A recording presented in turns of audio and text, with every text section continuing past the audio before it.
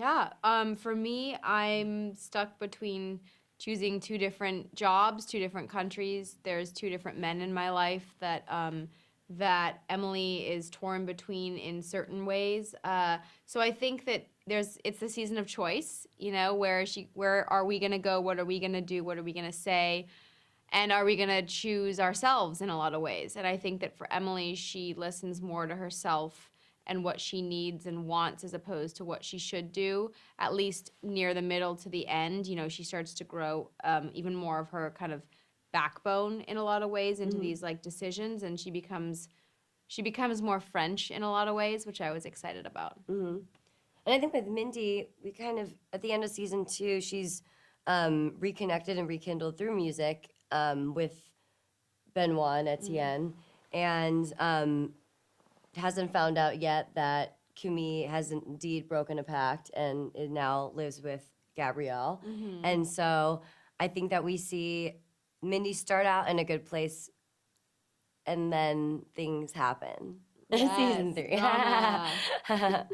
We find her in some positions that we haven't found her in before. Well, not positions. Yeah.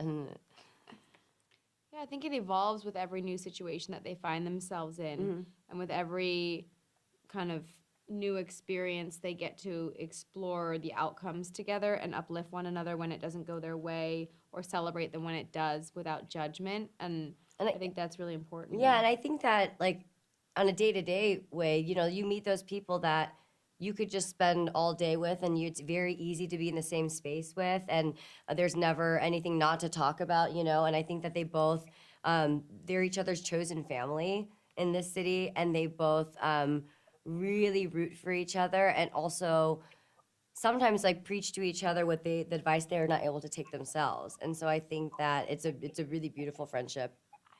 One item that's really hard. I mean, no, I don't know. I'm trying to think. I mean, I think that it's interesting because some of these outfits that we wear, we love wearing them, and like we both love fashion so much. Our own personal styles are much more, sneakers and comfy. But we've learned a lot about the Paris fashion from being here. But I think that some of these outfits, I don't know how we could wear them on a day-to-day basis, let alone pack them in a suitcase. I know. But honestly, I think that some of the jewelry that we wear, the jewelry, are like in especially this season, I like had a bunch of cuffs that I really love to wear. And actually, the first cuff I ever received was from you. Yeah. Yeah. But I think some of the shoes, even though they're not maybe the most practical running around the city, they're so specific to my character that I've gotten to wear that they're like pieces of art, and I would display them maybe more than wear them over and over again, because I don't want to like taint the artistry that goes into it, because they're so intricately made. So sometimes I think the shoes are the most Emily. Yeah.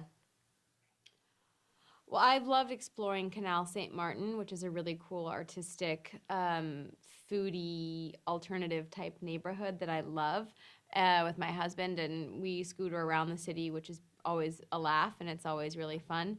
And I think I've learned a lot about how intimate and small Paris can feel once you get a feel for the city. It doesn't have to feel big and spread out. And I think that just comes from years of now being here and exploring. Yeah.